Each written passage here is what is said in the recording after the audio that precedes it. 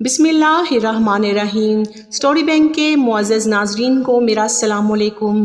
नाज़रीन, आपने अक्सर सुना होगा कि खंजीर का नाम लेने से इंसान की ज़बान नापाक हो जाती है और मुसलमान से 40 दिन के लिए ईमान दूर हो जाता है। क्या ये सच है?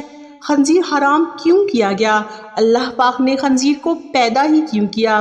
कुरान और हदीस की रोशनी में आपको आज की वीडियो में इन सवालात के जवाबात मिल जाएंगे।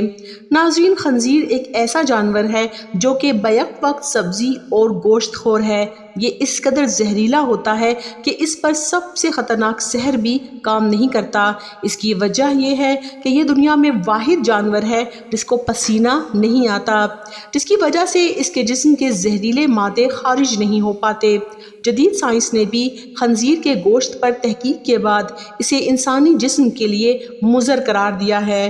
दुनिया का हर मुसलमान ये तो जानता है कि खंजीर हराम है, लेकिन क्यों हराम है ये कम ही लोग जानते हैं।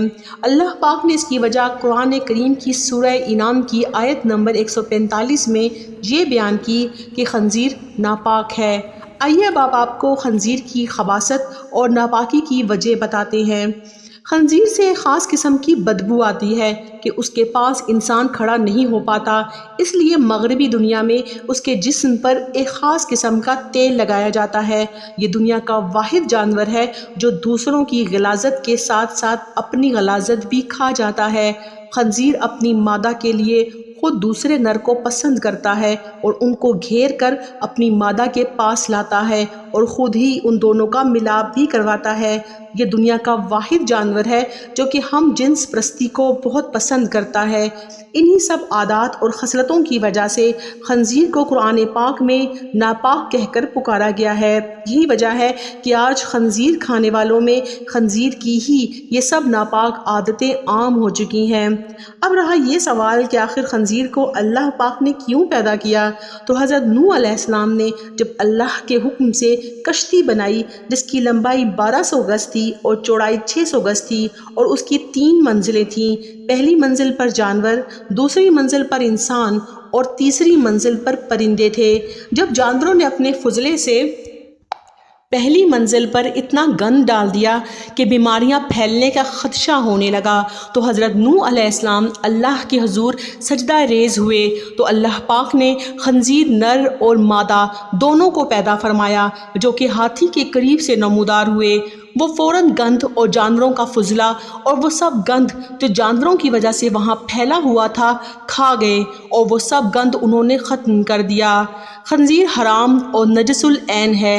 हज़रत नूह अलैहिस्सलाम से लेकर बाद तक के तमाम अंबिया खंजीर को बराबर हराम ठहराते रहे हैं। यहाँ तक कि जब हज़रत ईसा अलैहिस्सलाम नाजिल होंगे तो वो भी खंजीर को कत्ल करेंगे।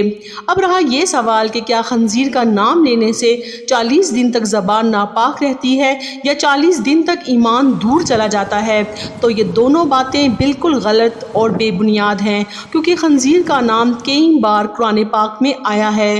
नाज़रीन, ये बात जहन में रखें कि हज़रत आदम अलैहिस्सलाम को जन्नत से सिर्फ इसलिए निकाला गया था क्योंकि उन्होंने अल्लाह की तरफ से मना करदा दरख्त का फल खा लिया था। हमें उस दरख्त की हुर्मत के मुतल्लिक कोई वजह मालूम नहीं और ना ही आदम अलैहिस्सलाम को उस दरख्त से ममानियत की वजह मालूम करने की कोई ज़रूरत थी, बल्कि अल्लाह का मना कर देना ही उनके लिए काफ़ी था। बिल्कुल इसी तरह हमारे लिए और दीगर तमाम मोमिनों के लिए इतना ही काफ़ी है कि अल्लाह ताला ने खंजीर को हराम करार दिया है। अल्लाह पाक से दुआ है कि वो हमें तमाम हराम और नजस चीज़ों से महफूज रखे। आमीन।